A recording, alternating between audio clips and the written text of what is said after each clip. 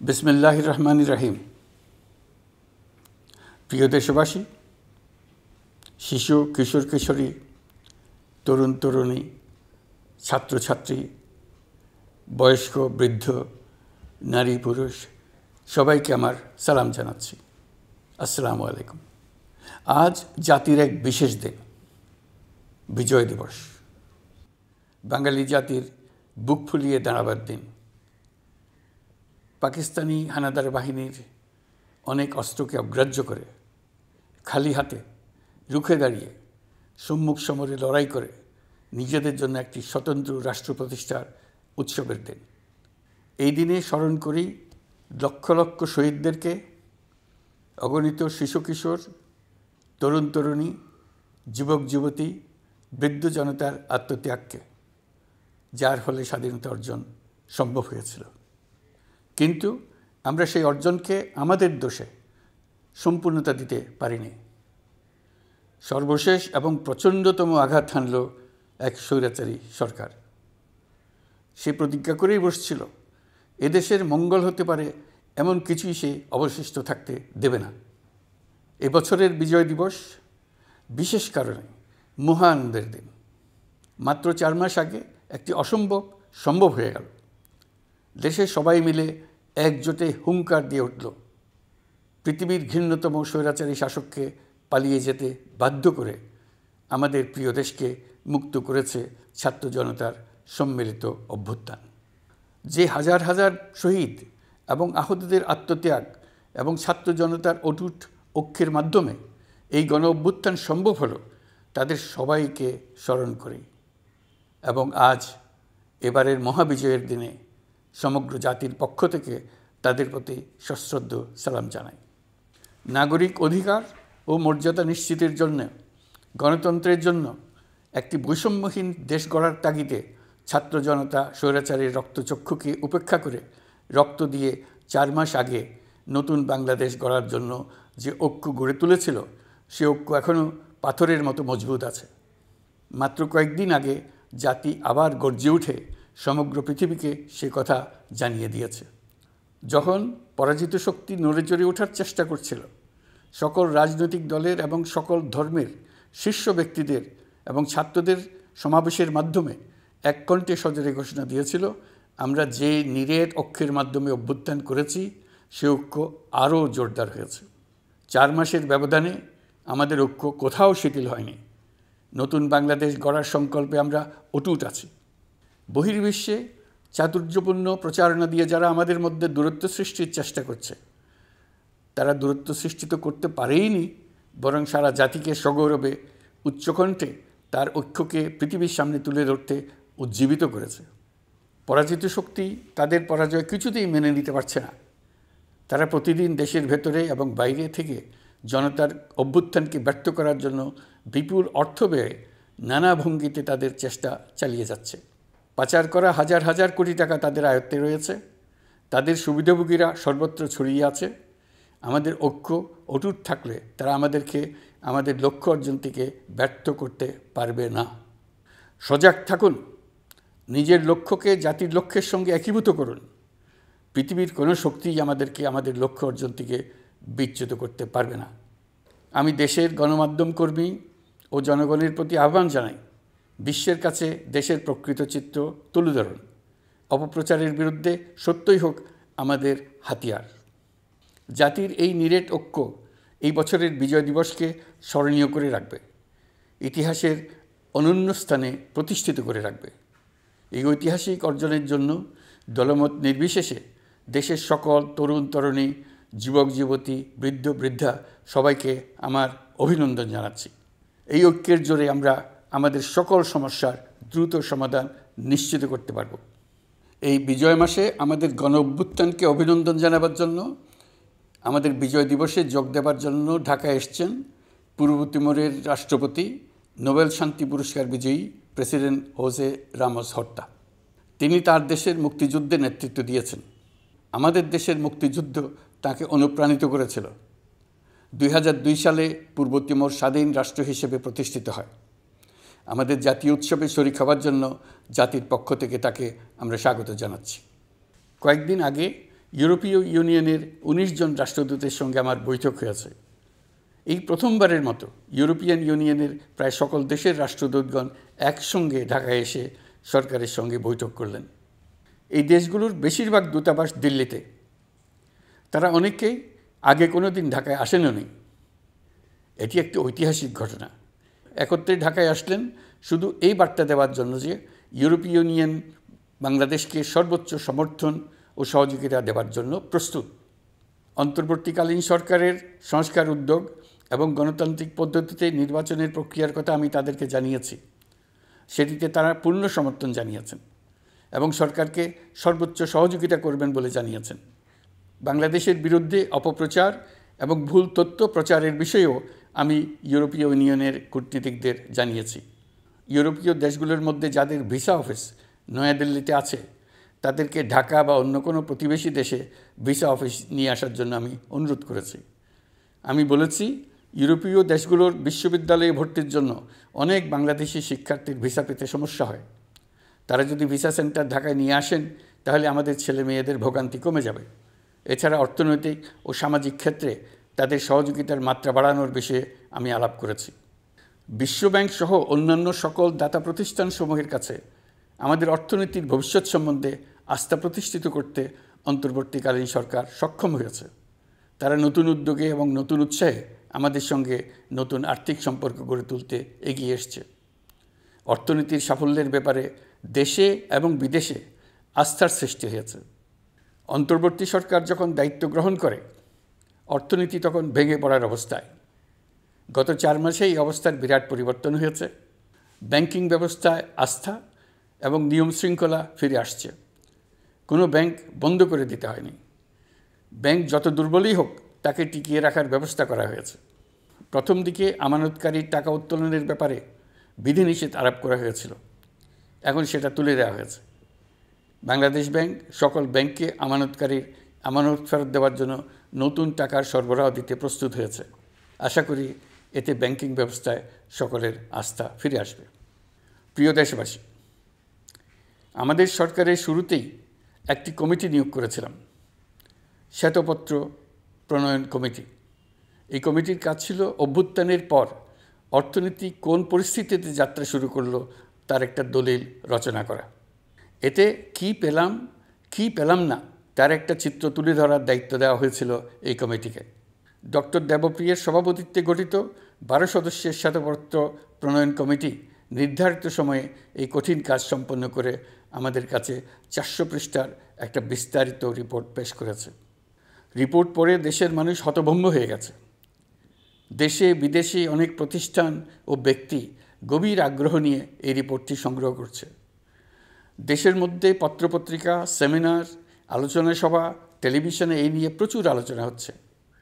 ফ্যাসিবাদী সরকার দেশের অর্থনীতিকে ভেঙে দিয়ে গেছে এটা সবাই বুঝতে পারছিল, কিন্তু অর্থনীতিকে কী পরিমাণ ধ্বংসস্তূপে পরিণত করে দিয়ে গেছে তার পরিমাপ সম্বন্ধে কোনো ধারণা করতে পারছিল না। শ্বেতপত্র প্রণয়ন কমিটি হিসেব নিকেশ করে এর পরিমাণ বের করে দিয়েছে। এই রিপোর্ট পড়ে সকলে অবিশ্বাস্য চোখে একে অপরের দিকে তাকাচ্ছে। কারো মুখে কথা বেরোচ্ছে না। দিন দুপুরে সকলের সামনে থেকে হাজার হাজার কোটি টাকা ব্যাংক থেকে পাচার করে নিয়ে গেছে। কেউ বলার ছিল না, কেউ দেখার ছিল না। যারা নিয়ে গেছে তাদেরকে কেউ বাধা দেয়নি, বরং সর্বস্তরে সবাই আগ্রহ সহকারে তাদের সঙ্গে সহযোগিতা করেছে। কারণ তারা সব আপন লোক। বিশাল বিশাল প্রকল্প নেওয়া হয়েছে ঋণের টাকায়। এসব প্রকল্পের মোড়কে বিশাল বিশাল অর্থ লুটপাট করেছে। প্রকৃত ব্যয়ের চাইতে কত বেশি ব্যয় ধরে কাদের হাতে টাকাটা পাচার করে দেওয়া হয়েছে তাও এই প্রতিবেদনে তুলে ধরা হয়েছে। শ্বেতপত্র প্রণয়ন কমিটি তাদের প্রতিবেদনে তুলে ধরেছে যে বার্ষিক উন্নয়ন ব্যয়ের প্রায় অর্ধেক টাকায় লুটপাট হয়েছে। দেশে এমন ধরনের পোষ্যতোষী পুঁজিবাদ তৈরি করা হয়েছিল যার সুবিধাভোগী ছিল স্বৈরাচার ও তার সহযোগীরা। প্রতিবেদনে উল্লেখ করা হয়েছে যে নির্দিষ্ট কিছু গোষ্ঠীকে সুবিধা দিতে যে পরিমাণ কর ছাড় দেওয়া হয়েছে সেটা অর্ধেকে নামিয়ে আনা গেলে দেশের শিক্ষা বাজেট দ্বিগুণ, স্বাস্থ্য বাজেট 3 গুণ করা সম্ভব ছিল। পাচার করা এই টাকা আপনাদেরই টাকা। তারা প্রকাশ্যে আপনাদের কষ্টার্জিত টাকা লুট করে বিদেশে ভোগবিলাসে ব্যয় করছে। সম্প্রতি গার্ডিয়ান পত্রিকাতেও পাচার করা টাকায় গড়ে তোলা সম্পদের পাহাড় নিয়ে একটা সচিত্র প্রতিবেদন প্রকাশিত হয়েছে। পাচার করা এই সীমাহীন অর্থ এখন আবার দেশে গোলযোগ সৃষ্টি করে তারা এদেশে ফিরে আসার সুযোগ সৃষ্টির কাজে ব্যয় করছে। আপনারা দেখতেই পাচ্ছেন এই টাকা কীভাবে দেশের সংহতির বিরুদ্ধে সকল প্রকার অপপ্রচারের কাজে লাগানো হচ্ছে। প্রতি বছর অর্থনৈতিক প্রবৃদ্ধির যে হার দেখানো হয়েছে সেটাও মন গড়া। দেশকে এবং পৃথিবীকে বলা হচ্ছিল কি সুন্দর দেশ বাংলাদেশ, লাফিয়ে লাফিয়ে তার উন্নয়নে এগিয়ে চলছে। এখন বাংলাদেশ ব্যাংকের বড় কাজ হলো পাচার করা টাকা দেশে ফিরিয়ে আনা। তারা তাদের সর্বোচ্চ ক্ষমতা দিয়ে সেটা চেষ্টা করছে। কাজটা কঠিন, কারণ এই বিষয়ক আইন কঠিন। আমরা বাংলাদেশ ব্যাংকে সাহস ও সমর্থন দিয়ে যাচ্ছি। বারবার বলছি, অন্তর্বর্তী সরকারের আমলে আংশিক টাকা হলেও যেন ফেরত আনা যায়। প্রিয় দেশবাসী, অন্তর্বর্তীকালীন সরকার দায়িত্ব নেওয়ার পর বিভিন্ন খাতে সংস্কারের লক্ষ্যে গুম কমিশন সহ 15টি কমিশন গঠন করেছে। এসব কমিশন পূর্ণ উদ্যমে তাদের কাজ করে যাচ্ছে। গুম কমিশন গত পরশু তাদের প্রতিবেদনের প্রথম খণ্ড আনুষ্ঠানিকভাবে পেশ করে গেছেন। গুমের শিকার বহু পরিবারের নিরাপত্তার স্বার্থে এটা এখন প্রকাশ করা যাচ্ছে না। এই প্রতিবেদন পড়ার আগেই আপনাদেরকে সাবধান করে রাখি, এটা একটা লোমহর্ষক প্রতিবেদন। মানুষ মানুষের প্রতি কী পরিমাণ নৃশংস হতে পারে এতে আছে তার বিবরণ। অবিশ্বাস্য বর্ণনা। সরকারের আক্রোশের শিকার হয়ে ঘটনাচক্রে যারা এখনও বেঁচে আছেন তারা আজ পর্যন্ত মুখ খুলতে সাহস করছেন না। তাদের ভয় কিছুতেই কাটছে না। তাদের ভয় হঠাৎ যদি ওই জালেমরা আবার ক্ষমতায় আসে তাহলে তাদের প্রতি এরা নৃশংসতম হবে। গত সরকারের ঘৃণ্যতম অধ্যায়ের ঐতিহাসিক দলিল হিসেবে এই প্রতিবেদন অমর হয়ে থাকবে। আমি আশা করছি কমিশনগুলো এখন থেকে নিয়মিতভাবে তাদের নির্ধারিত সময়ের মধ্যে তাদের প্রতিবেদন ও সুপারিশমালা পেশ করতে থাকবে। প্রিয় দেশবাসী, আমাদের সংস্কারের যে আকাঙ্ক্ষা সেটি বাস্তবায়নে প্রতিটি কমিশনই আমাদের জন্য গুরুত্বপূর্ণ। তবে নির্বাচন ব্যবস্থা সংস্কার ও সংবিধান সংস্কার কমিশনের কথা আমি একটু আলাদাভাবে বলতে চাই। কেননা এই দুটি কমিশনের সুপারিশের উপর প্রধানত নির্ভর করছে আমাদের আগামী নির্বাচন প্রস্তুতি ও তারিখ।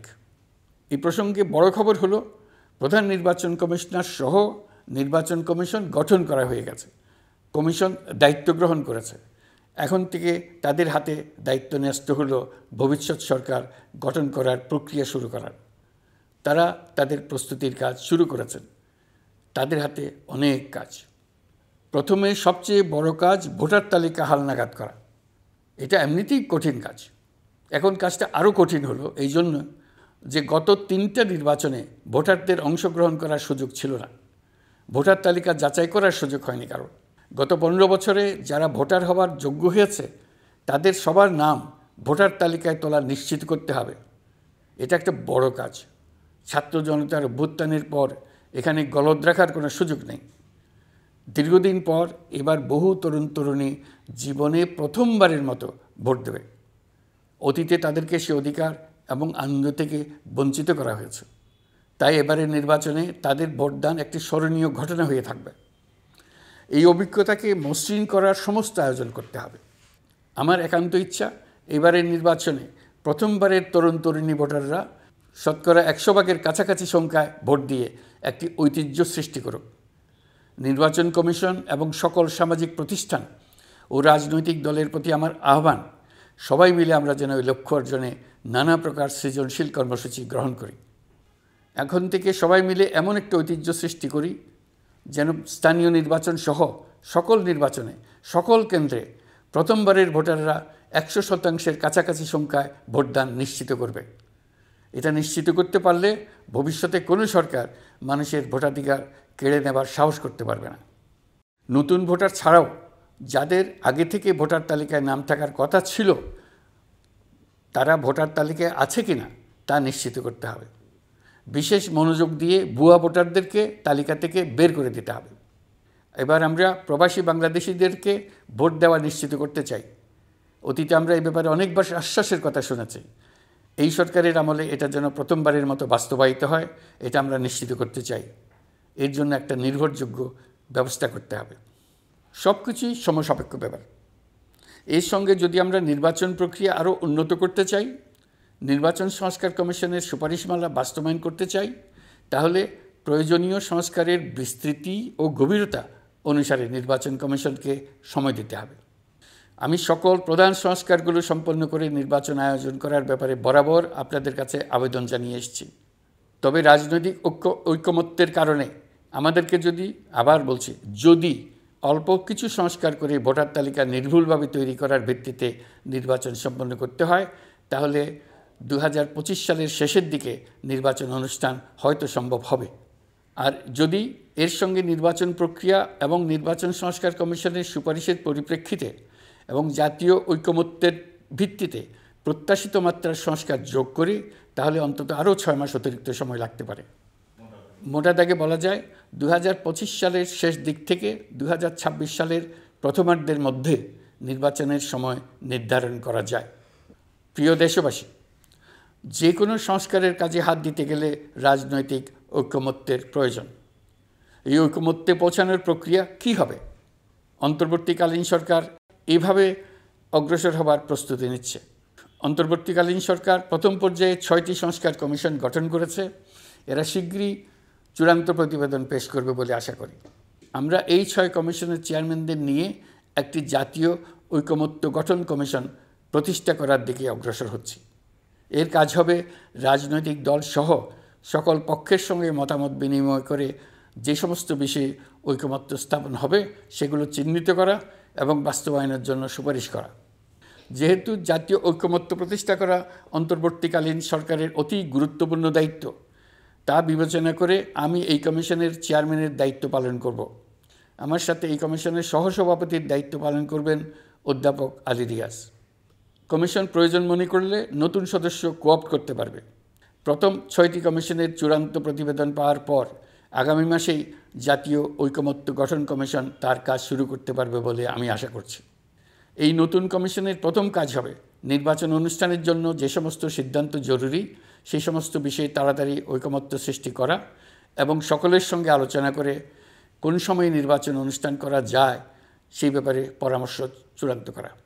প্রিয় দেশবাসী, নির্বাচন আয়োজন ও সংস্কার ছাড়াও আপনারা আমাদের উপর অনেকগুলো দায়িত্ব দিয়েছেন। এর মধ্যে রয়েছে অর্থনীতি পুনরুদ্ধার ও মানুষের জীবনমান উন্নয়ন। ফ্যাসিবাদী সরকারের কাছ থেকে আমরা বিপর্যস্ত এক অর্থনীতি পেয়েছি। আমাদের বৈদেশিক রিজার্ভ তলানিতে গিয়ে ঠেকেছিল। 2024 সালের নভেম্বরে রপ্তানি আয়ের পরিমাণ ছিল $4.12 বিলিয়ন, যা আগের মাসের তুলনায় 15.63% বেশি। সামগ্রিকভাবে 2024 সালের জুলাই নভেম্বর সময়কালে রপ্তানি $16.11 বিলিয়ন মার্কিন ডলারে পৌঁছেছে। গত বছর একই সময়ে রপ্তানি আয় ছিল $14.34 বিলিয়ন মার্কিন ডলার। বছরের হিসাবে এই প্রান্তিকে রপ্তানি আয়ের প্রবৃদ্ধি 12.34%। বৈদেশিক মুদ্রার রিজার্ভ $19 বিলিয়ন পৌঁছেছে। এসবের মাধ্যমে আমাদের অর্থনীতি ঘুরে দাঁড়াতে শুরু করেছে। পরিস্থিতির উন্নতি হচ্ছে। গার্মেন্টস শ্রমিক ভাই বোনেরা বাংলাদেশের অর্থনীতির অন্যতম চালিকা শক্তি। তাদের বার্ষিক মজুরি 9% বাড়ানোর সিদ্ধান্ত হয়েছে। মূল্যস্ফীতির বিষয়টি বিবেচনা করে শ্রমিক ইউনিয়ন মালিক পক্ষের সঙ্গে আলোচনার ভিত্তিতে এটি নির্ধারণ করা হয়েছে। মূল্যস্ফীতি নিয়ন্ত্রণে সরকার আন্তরিকভাবে কাজ করছে, স্বীকার করতে দ্বিধা নেই। এক্ষেত্রে কাঙ্ক্ষিত সাফল্য আমরা এখনও পাইনি, তবে আমার বিশ্বাস মূল্যস্ফীতি শিগগিরই কমে আসবে। গত কয়েক মাসে বাজারে কিছু পণ্যের দাম বেড়েছে। আমরা সরবরাহ বাড়িয়ে, আমদানিতে শুল্ক ছাড় দিয়ে, মধ্যস্বত্বভোগীদের দৌরাত্ম্য কমিয়ে এবং বাজার তদারকির মধ্য দিয়ে জিনিসপত্রের দাম কমিয়ে আনার চেষ্টা করছি। পরিবহন খাতে চাঁদাবাজি এখনও পুরোপুরি বন্ধ করা যায়নি। এটা সম্ভব হলে আমরা আশা করি জিনিসপত্রের দাম আরও কমে আসবে। আমরা আপনাদের কষ্টে সমব্যথী, তবে আমরা জানি সরকারের কাজ কেবল সমবেদনা জানানো নয়। আমরা আপনাদের কষ্ট কমিয়ে আনতে সকল রকম চেষ্টা চালিয়ে যাচ্ছি। আসন্ন রমজানে দ্রব্যমূল্য সহনীয় রাখতে আমরা সবার সহযোগিতা চাই। আমরা ইতিমধ্যে ব্যবসায়ীদের সঙ্গে কথা বলেছি। তারা আমাদের কাছে ওয়াদা করেছে বাজারে পণ্য সরবরাহে কোনো সংকট হবে না। অতিরিক্ত মুনাফার লোভে যদি কেউ কৃত্রিম কোনো সংকট সৃষ্টির চেষ্টা করে আমরা তাকে কঠোর হাতে দমন করব। বাজার সিন্ডিকেটের দৌরাত্ম্য বন্ধ করতে বিকল্প কৃষি বাজার চালু করার লক্ষ্যে আমরা কাজ করে যাচ্ছি। প্রিয় দেশবাসী, হত্যাযজ্ঞের সাথে জড়িত পতিত স্বৈরশাসক ও তার দোসরদের বিচার কার্যক্রম এগিয়ে চলছে। এই জন্য আন্তর্জাতিক অপরাধ ট্রাইব্যুনাল আইন সংশোধন করা হয়েছে। বিচার প্রক্রিয়ার স্বচ্ছতা নিশ্চিত করার জন্য আসামিদের বিদেশি আইনজীবী নিয়োগের সুযোগ দেওয়া হয়েছে। আত্মপক্ষ সমর্থনের সব ধরনের সুযোগ তারা পাবেন। বিচার প্রক্রিয়া সাংবাদিক, মানবাধিকার কর্মী ও অন্যান্য পর্যবেক্ষকদের জন্য উন্মুক্ত রাখা হয়েছে। বিচারের যে কোনো অংশ চাইলে যে কেউ রেকর্ড করার সুযোগ পাবেন। আইসিসি প্রসিকিউটর করিম খান সম্প্রতি আমার সাথে দেখা করেছেন। তিনি আইসিটি প্রসিকিউটর এবং অন্যান্য কর্মীদের প্রশিক্ষণ দিতে সম্মত হয়েছেন এবং আইসিটিকে আন্তর্জাতিক মানে উন্নীত করার সহায়তা দিতে প্রতিশ্রুতি দিয়েছেন। আলাদাভাবে আমরা গণহত্যাকারীদের বিরুদ্ধে আন্তর্জাতিক অপরাধ আদালতে মানবতা বিরোধী অপরাধের মামলা করব বলে তাকে জানিয়েছি। প্রিয় দেশবাসী, জুলাই বিপ্লবে বাংলাদেশের ছাত্র শ্রমিক জনতা মিলে যে অসাধ্য সাধন করেছে তার অন্যতম শক্তিশালী ভূমিকায় ছিল এদেশের নারীরা। ফেসিবাদী শক্তির প্রাণঘাতী অস্ত্রের সামনে হিমালয়ের মতো দাঁড়িয়েছিল আমাদের মেয়েরা। স্কুল, কলেজ, বিশ্ববিদ্যালয়ের ছাত্রী, শিক্ষক, অভিভাবক, চাকরিজীবী, শ্রমজীবী, সকল পেশার, সকল বয়সের নারীরা এই আন্দোলনে বিরাট ভূমিকা রেখেছে। এবছর বেগম রোকেয়া দিবসে দেশজুড়ে আন্দোলনে নারীদের আত্মত্যাগ ও ভূমিকার বিষয়ে বড় আকারে আলোচনা হয়েছে। ওই দিন জুলাই কন্যারাও ঘোষণা দিয়েছে তারা তাদের কথা কাউকে ভুলে যেতে দেবে না। অন্তর্বর্তীকালীন সরকার নারী অধিকার রক্ষায় নারী বিষয়ক সংস্কার কমিশন করেছে। শিগগিরই তারা তাদের রিপোর্ট দেবে। জুলাই কন্যারা ঘোষণা দিয়েছে প্রতি বছর 10 ডিসেম্বর তারিখে নির্ধারিত সময়ে সারা দেশে সকল পরিবারের নারী, শিশু, কিশোরী, তরুণী, মহিলা, বৃদ্ধা একসঙ্গে নিজ নিজ নির্ধারিত স্থানে, সেটা উঠান হোক, বাড়ির সামনে রাস্তায় হোক, সমাবেশ করে দেশের অর্ধেকাংশ মানুষের অস্তিত্বের কথা সারা জাতিকে স্মরণ করিয়ে দেবে, তাদের আশা আকাঙ্ক্ষার কথা জানিয়ে দেবে। যেই তরুণীরা জুলাই আন্দোলনে সামনের সারিতে থাকলো তারা নতুন বাংলাদেশ গড়ার প্রত্যয় থেকে আর কোনো দিন সরে যাবে না। তারা শুধু নতুন বাংলাদেশ নয়, নতুন এক পৃথিবী গড়ে তোলার মহাকর্মযজ্ঞে বাংলাদেশের সকল বয়সের নারীদের সঙ্গে নিয়ে নেতৃত্ব দেবে। সবশেষে এই বিজয়ের মাসে আমি বাংলাদেশের দল, মত, জাতি, ধর্ম, বর্ণ, বয়স নির্বিশেষে সবাইকে ঐক্যবদ্ধ থাকার আহ্বান জানাচ্ছি। শক্তিশালী স্বৈরাচারী সরকারকে জাতীয় ঐক্যের মাধ্যমেই আমরা হটাতে পেরেছি। তারা এখনও সর্বশক্তি দিয়ে জাতিকে বিভক্ত করার চেষ্টা চালিয়ে যাচ্ছে। সাম্প্রদায়িক রাজনীতির মাধ্যমে জাতীয় ঐক্যকে নস্যাৎ করতে চাচ্ছে, একের প্রতি অন্যের বিষ উগড়ে দিতে চাচ্ছে। তাদের এই হীন প্রচেষ্টাকে কোনোভাবেই সফল হতে দেবেন না। প্রিয় দেশবাসী, এটা আমাদের বিজয়ের মাস। 16ই ডিসেম্বরে যুদ্ধ জয় করে পৃথিবীর বুকে বাঙালি জাতির একটা স্বাধীন রাষ্ট্র প্রতিষ্ঠার মাস, শত্রুকে চূড়ান্তভাবে পরাজিত করার মাস, নিজের শক্তিকে আবিষ্কার করার মাস। এই বিজয়ের মাসে আমরা সকল প্রস্তুতি নিয়ে দৃঢ় পদক্ষেপে নতুন বাংলাদেশ গড়ার যাত্রা শুরু করলাম। এই যাত্রা শুভ হোক, গন্তব্যে পৌঁছানো নিশ্চিত ও আনন্দদায়ক হোক। বিজয়ের মাস হোক নারী, পুরুষ, ধর্ম, বর্ণ, রাজনৈতিক পরিচয় নির্বিশেষে জাতির মহা ঐক্যের মাস। বিজয়ের মাস হোক ছাত্র জনতার অভ্যুত্থানকে স্মরণ করে নতুন বাংলাদেশ গড়ার শপথ দৃঢ়তার সঙ্গে পুনর্ব্যক্ত করার মাস। বিজয়ের মাস হোক নতুন বাংলাদেশ গড়ার লক্ষ্যে তরুণদের প্রচণ্ড দুঃসাহস প্রকাশের মাস। বিজয়ের মাস হোক নাগরিকদের পরস্পরের মধ্যকার সম্পর্ক স্থায়ীভাবে ভয়বিহীন থাকবে এমন এক সমাজ গড়ার মাস। সংখ্যালঘুদেরকে সংখ্যাগরিষ্ঠদের ভয়ে ভীত হতে হবে না, নারীকে পুরুষের ভয়ে ভীত হতে হবে না, বিত্তহীনকে বিত্তবানদের ভয়ে ভীত হতে হবে না, নিজের মত প্রকাশে কারো ভয়ে ভীত হতে হবে না। বিজয়ের মাস হোক অসম্ভবকে সম্ভব করার প্রতিজ্ঞা নেবার মাস। প্রিয় দেশবাসী, শিশু, কিশোর কিশোরী, তরুণ তরুণী, ছাত্রছাত্রী, বয়স্ক, বৃদ্ধ, পুরুষ, নারী, আসুন আমরা প্রাণ ভরে বিজয়ের মাস উদযাপন করি। সকলকে বিজয়ের মাসের শুভেচ্ছা জানাচ্ছি। এই বিজয়ের মাস জাতির জন্য এক নতুন দিগন্তের সৃষ্টি করুক। আপনাদের সবাইকে আবার আমার সালাম জানাচ্ছি। আসসালামু আলাইকুম। মহান আল্লাহ আমাদের সহায় হন। আল্লাহ হাফেজ।